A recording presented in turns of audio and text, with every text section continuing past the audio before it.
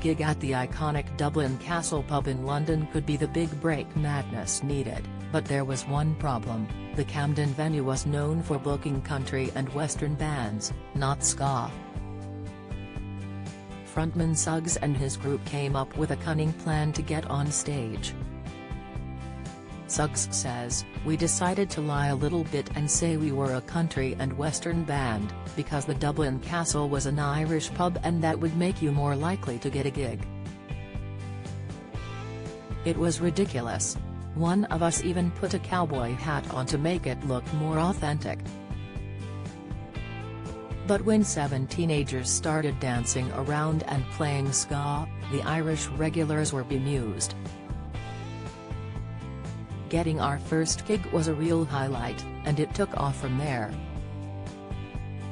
Sometimes people wouldn't dig what you were doing, and you'd get bottles thrown at you."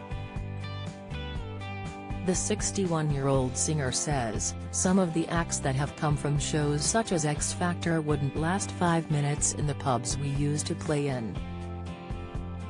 But he remembers those pub gigs at the beginning of his career fondly, as a time filled with fun and laughter. He says, "It was such an explosive and creative time in the late 1970s. You would squat in a building in the daytime and play a gig in a pub in an evening, and that's why so many great bands came out of that period." Pubs have always played a major part in the musician's life, as his mother Edith Gower worked behind a bar. And now Suggs, whose real name is Graham McPherson, is on a mission to find out why Brits love their pubs so much, presenting the second episode of Sky History series Britain's Greatest Obsessions.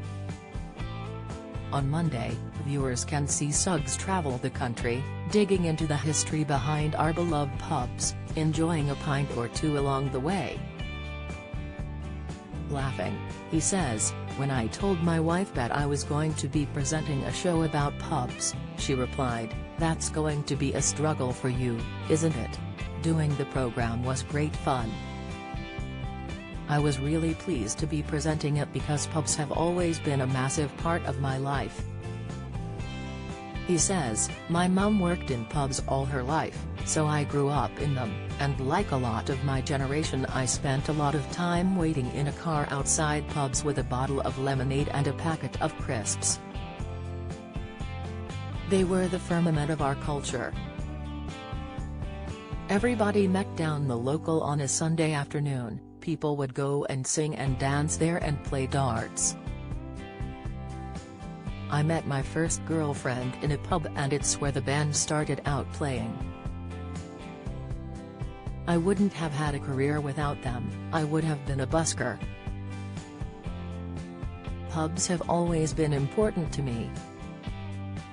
After recent figures showed 70% of pubs face closure due to the cost of living crisis, Suggs believes it's more important than ever that we protect them. He says, "They all really suffered during the lockdown, then there was a real upswing after, with everyone wanting to go back to drink in them. There were some great stories coming out about communities getting together to keep their local pub open. Pubs are the focal point of our towns and villages.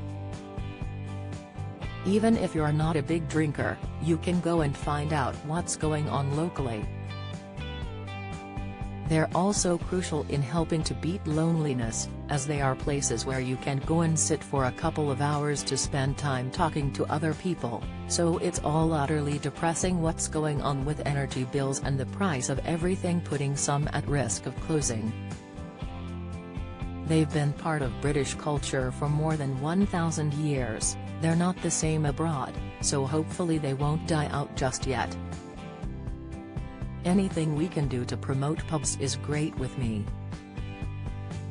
In Britain's Greatest Obsessions, different celebrities investigate the things we love. Liza Tarbuck, Lorraine Kelly and Chris Packham delve into topics such as the weather, the Second World War and pets, with all the presenters coming together at the end of each episode to share their findings. Suggs had a great time working with them, and has even found a new friend in Springwatch presenter Chris. He says, "It was really lovely, it was a really eclectic mix, but they're all really nice people. Chris especially was hilarious and we really got on. I know he is a bit of a new wave punk fan and he's a very funny bloke." Born in Hastings, East Sussex, Suggs was raised by his mum Edith after his heroin addict father William McPherson left the family home. The young Gran got his nickname from randomly sticking a pin into an encyclopedia of jazz musicians to find a new, non-Scottish name. After hitting on Peter Suggs, he took the surname and refused to answer to anything else. Suggs found fame in 1979, when the first Madness album, One Step Beyond, made it to number 2 in the charts. With singles such as Baggy Trousers, It Must Be Love, and Our House, the band has sold more than 6 million records. Suggs has also moved into the world of theatre and is set to perform his one-man show Suggs, What a King Canute around the UK, kicking off in Horsham, West Sussex, on September 27. He says, "It's all about what it's like to be famous and how that can make you feel more important than you really are. Fame can be a dangerous substance and a lot of my generation did die of it. In the show, I tell stories about my career, and sing a few songs with a pianist. It can be a bit nerve-wracking as you're doing a 2-hour monologue and there's none of the band to distract you, but it's very rewarding when it goes well." After a successful run of gigs this summer, Madness have another album on the way later this year. While Suggs jokes that the band have been going on for too long, he puts the secret to their longevity down to the fact that Madness is very hard to get into, but impossible to leave. He says, "It's this train that keeps rolling on. We are friends from school and we had a lot of hits, more than a lot from our generation. People just like what we do, which is a privilege.